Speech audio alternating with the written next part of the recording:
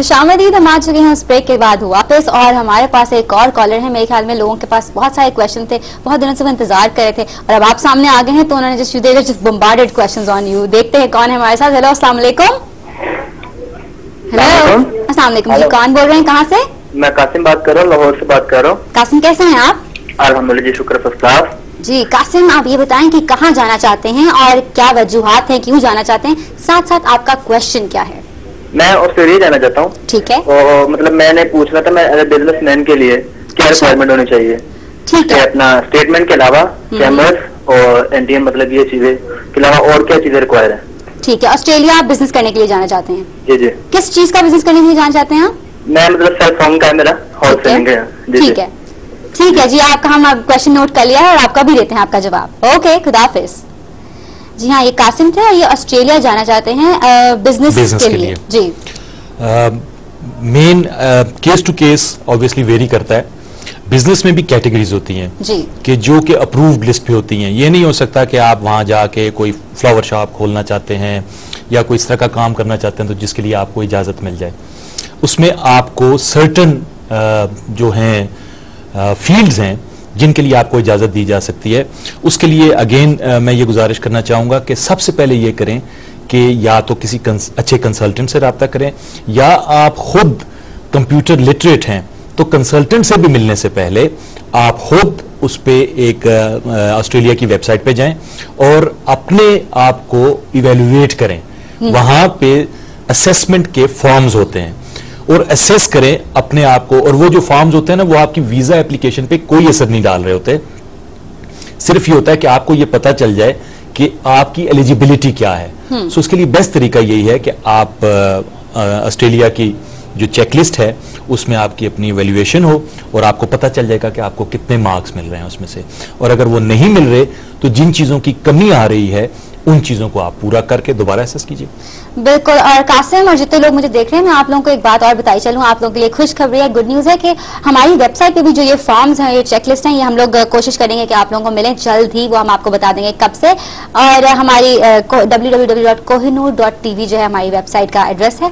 और हम आपसे मैं ये कहना चाह रही थी कि यहाँ से जब लोग पढ़ने के लिए बाहर जाते हैं तो उनको अक्सर हमारी HEC और हमारी गवर्नमेंट स्कॉलरशिप्स भी देती है। उसके लिए यहाँ के लोगों को क्या करें, क्रैक क्राइटेरिया है जो मीट करना पड़ता है यहाँ पाकिस्तान से स्कॉलरशिप लेने के लिए? ना सिर्फ HEC और गवर्नमेंट के स्कॉलरशिप्स होते हैं। HEC के पास तो एक्चुअली जितने भी पाकिस्तानी स्टूडेंट्स को स्कॉलरशिप्स मिलते हैं, चाहे वो NGOs की तरफ से हैं, चाहे वो फॉरेन यूनिवर्सिटीज की तरफ से हैं, चाहे वो पाकिस्तान में यूनिवर्सिटीज के लिए हैं, वो HEC की लिस्ट पे होते हैं। उसके लिए एक HEC की वेबसाइट के ऊपर अलहदा से एक पूरा का पूरा, मैं समझता हूँ HEC की वेबसाइट जो है ना, उसमें कुछ चीज ढूंढना वो जुए शील लाने के मुतरादिफ होता है। इतना बहुत कुछ है उस पर। लेकिन ऑब्वियसली अगर आप उसकी वेबसाइट पे थोड़ा वक्त गुजारेंगे तो आपको पता चल जाएगा कि आपके साथ रिलेटेड क्या है उसमें से, और उस पे जाके रिसर्च करें। और जितने भी मुख्तलिफ डोनर्स होंगे उन सब की लिस्ट होगी, जो स्कॉलरशिप्स उस पर मौजूद होते हैं उनकी भी इंफॉर्मेशन आपको मिल जाएगी कि इसके लिए एलिजिबिलिटी क्राइटेरिया क्या है। सर्टन वक्त में सर्टन फंडिंग, जैसे पाकिस्तान में अभी जब काम हो रहा है सारा सोशल सेक्टर के लिए, एजुकेशन की जरूरत है ज्यादा, तो इस वक्त ज्यादा जो स्कॉलरशिप्स आ रहे हैं वो सोशल सेक्टर में काम के लिए आ रहे हैं, मीडिया के लिए काम के लिए आ रहे हैं। सो अगेन वेरी करता है कि किस वक्त क्या चीज चल रही है। उसके लिए बेस्ट तरीका यही है कि आपको कंप्यूटर फ्रेंडली होने चाहिए, इंटरनेट फ्रेंडली होना चाहिए और अपने रिजॉल्व करने चाहिए। वो तो वैसे भी आजकल सबको होना चाहिए इंटरनेट फ्रेंडली, और खुद से रिसर्च करना जो है वो बहुत जरूरी है। I hope I make it to the scholarship list as well. उसके अलावा जैसे अभी बिजनेस की बात हो रही थी, कासिम बिजनेस के लिए जाना चाह रहे हैं। यूरोपियन यूनियन का मैंने कहीं सुना है कि पहले नहीं था, लेकिन 73 आइटम्स पे जो ड्यूटी है वो उन्होंने हटा दी है। सो दे आर मेकिंग ताकि ग्लोबलाइजेशन और हो, ट्रेड ज्यादा हो, तो एक्सपोर्ट हमारे लिए करना जरा ज्यादा आसान हो गया है। What do you have to say about that?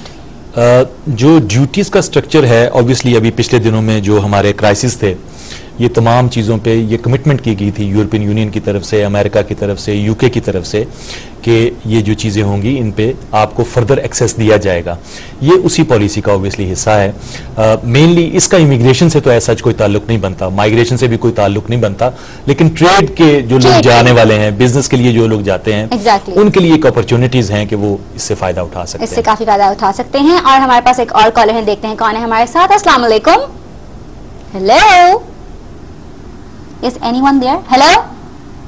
I think the caller has vanished in the thin air, but कोई मसला नहीं है। हमने जॉब से रिलेटेड भी बात करनी है। जॉब हासिल करने के लिए भी लोग बहुत दिन रात मेहनत करते हैं, दुबई के लिए ट्राई करते हैं, यूके के लिए ट्राई करते हैं, लेकिन अक्सर ये होता है कि लोगों को ये नहीं पता होता कि उन्होंने कौन सी कंट्री जाना है या उनके लिए कौन सी कंट्री सही है जो उनके अंदर स्किल्स हैं उसके लिए। अब उसके केस में वो क्या करें? जो मिडिल ईस्ट है, मिडिल ईस्ट के लिए तरीकाकार मुख्तलिफ है, और यूरोप के लिए, यूके के लिए, कनाडा के लिए, ऑस्ट्रेलिया के लिए वो डिफरेंट है। मिडिल ईस्ट में आपको पता होगा कि ओवरसीज एम्प्लॉयमेंट प्रमोटर्स के मुख्तलिफ इश्तारात जो हैं वो अखबारों में छपते रहते हैं, और उसके लिए लाइसेंस्ड जो प्रमोटर्स होते हैं, जो एम्प्लॉयमेंट प्रमोटर्स होते हैं, वही वो वैकेंसीज हासिल करते हैं मिडिल ईस्ट में मुख्तलिफ एम्प्लॉयर्स से, और फिर उसको एडवर्टाइज करते हैं, और उस एडवर्टाइजमेंट के नतीजे में, क्योंकि गवर्नमेंट इसको मॉनिटर करती है प्रॉपरली, उसके नतीजे में लोगों को भर्ती करके तो वो मुख्तलिफ इलाकों में भेजते हैं। यूरोप और कनाडा और इधर उन्होंने इसको थोड़ा डिफरेंट तरीके से किया। उसमें यह है कि लोग खुद भी अप्लाई कर सकते हैं, और खुद ही अप्लाई करते हैं ज़्यादातर अपने कंसल्टेंट्स के थ्रू और डायरेक्टली भी। उसमें तरीकाकार ये होता है कि जो उनका एलिजिबिलिटी क्राइटेरिया है उसके मुताबिक, जैसे अब ये जो डॉक्टर साहब जा रहे हैं वो ऑब्वियसली पूरा क्राइटेरिया वो मीट कर रहे हैं, तो उसके हिसाब से वो जा पाएंगे। इसी तरीके से मुख्तलिफ कैटेगरीज होती हैं। यूरोप के लिए अगर हम खास तौर पे बात करें, जॉब्स की जब हम बात करते हैं, इसमें हम दो चीज़ों पे बात कर लेते हैं।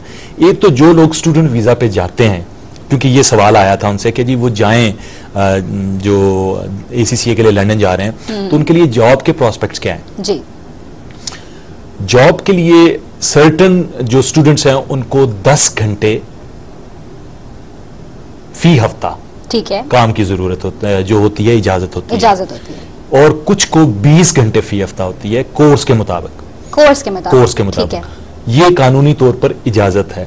अच्छा, अब उसमें आपको चॉइस ये करनी है कि आपको, चूंकि इजाजत तो 20 घंटे की है, लेकिन आपकी लिविंग कॉस्ट जो है वो कैसे मीट होगी?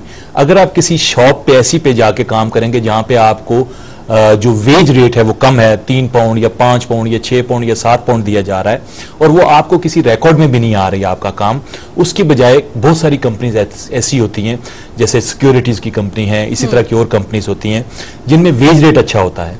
अगर आप लिटरेरी काम करते हैं वो भी अच्छा रेट मिलता है। तो इस तरह की कंपनी में काम करें जहां आप लीगल भी रहें और पैसे भी बना। बिल्कुल ठीक, हम आते हैं इन बातों पे वापस। हमारे साथ एक कॉलर है, देखते हैं। हमारे कॉलर बड़ी देर से वेट करें, थैंक यू फॉर वेटिंग, लेकिन देखते हैं कौन है हमारे साथ। हेलो, अस्सलाम वालेकुम। सर, मैं सियालकोट से बोल रहा हूँ, मेरा नाम अंसर है। क्या नाम है आपका? अंसर। अंसर, कैसे हैं आप? अल्लाह का बहुत शुक्र है। अच्छा अंसर, मुझे ये बताएं कि आप कहाँ जाना चाहते हैं? मैं ऑस्ट्रेलिया जाना चाहता हूँ वर्क परमिट के लिए। वर्क परमिट के लिए, तो क्या मुश्किलात पेश आ रही हैं आपको? क्या पूछना चाहते हैं आप? मैं इंफॉर्मेशन लेना चाहता हूँ कि उसका क्या तरीकाकार है।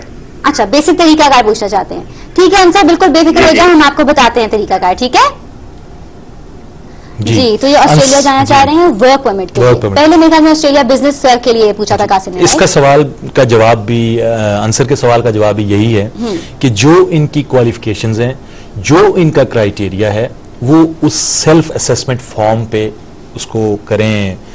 सेल्फ असेसमेंट फॉर्म जो है ना, आप ये समझें कि वो पूरे का पूरा सोल्यूशन है आपका।